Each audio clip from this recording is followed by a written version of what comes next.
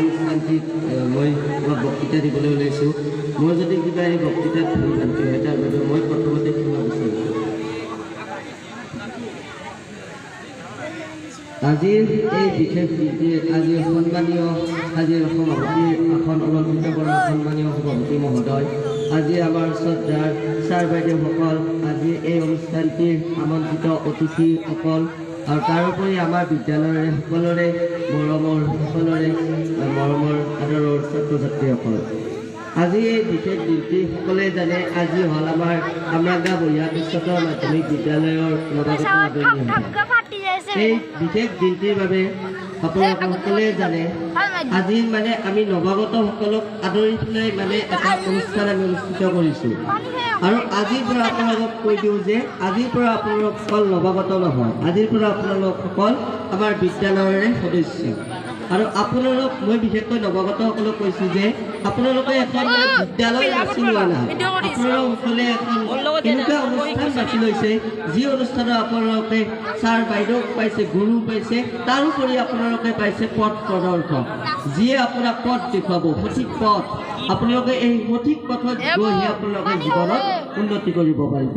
জীৱনত এইটো কোৱা নাই যে আপোনালোকে চাকৰি পালে উন্নতি কৰিব, সেইটো কোৱা নাই। মই এইটো কৈছোঁ যে আপোনালোকে জ্ঞান বিদ্যা লাভ কৰি এজন ভৱিষ্যতৰ মানৱ সম্পদ হিচাপে গঢ় দিব পাৰিব। তাৰোপৰি এইটো ক'ব বিচাৰিছোঁ যে আপোনালোক অকল আগুৱাই আহিব লাগিব, কাৰণ ছাৰ বাইদেউসকলে ৰৈ আছে যে আপোনালোকে কিবা কি কৰিব কি নকৰিব তেওঁলোকে নাজানে, কাৰণ তেওঁলোকতো অন্তৰ্যামী নহয় যে তেওঁলোকে জানিবই। আপোনালোকৰ যদি ভোক লাগিলে আপোনালোকে ঘৰ মা দেউতাহঁতক কয় যে মা মোৰ ভোক লাগিছে, মোক খাবলৈ দিওঁ। ঠিক তেনেকৈ ছাৰ বাইদেউসকলকো আপোনালোকে আগুৱাই আহি ক'ব লাগিব যে ছাৰ মই গান গাব বিচাৰোঁ, এটি গীত গাব বিচাৰিছোঁ, তেনেকৈ ক'ব লাগিব। তেতিয়া ছাৰ বাইদেউসকল আছে, শিকাই দিব পাৰে। আপোনালোকসকলেতো জানে আমাৰ বিদ্যালয়ৰে নৱস্মিতা বাইদেউ, তেওঁ বহুত ধুনীয়া গীত গায়। তেনেকৈ যদি গীত গাব বিচাৰে তো তেওঁ বাইদেউ আছে, বাইদেউতো কোনোবাই যদি আগ্ৰহ কৰি আহে তেতিয়া বাইদেউ ভালেই পায়। কাৰণ আমাৰ এনেকুৱা হয় যে বহুতক মাতি আনিব লাগে যে অমুক্ত কৰা, কিন্তু মাতি আনিয়াটো এটা ভাল কথা নহয়, কাৰণ গুৰুই মাতি অনাটো ভাল কথা নহয়। কিন্তু গুৰুক যদি আমি আগুৱাই যাই পেলাই আমি কওঁ সেইটোৱে হয়, কাৰণ গুৰু আৰু শিষ্যৰ মাজত এটা সম্বন্ধ আছে, সম্পৰ্ক আছে।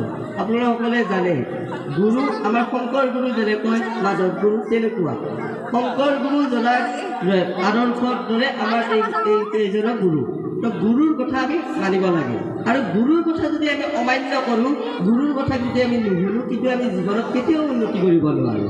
কাৰণ যিমান মানুহ উন্নতি কৰিছে, বহুত বিখ্যাত হৈছে, জনপ্ৰিয় হৈছে,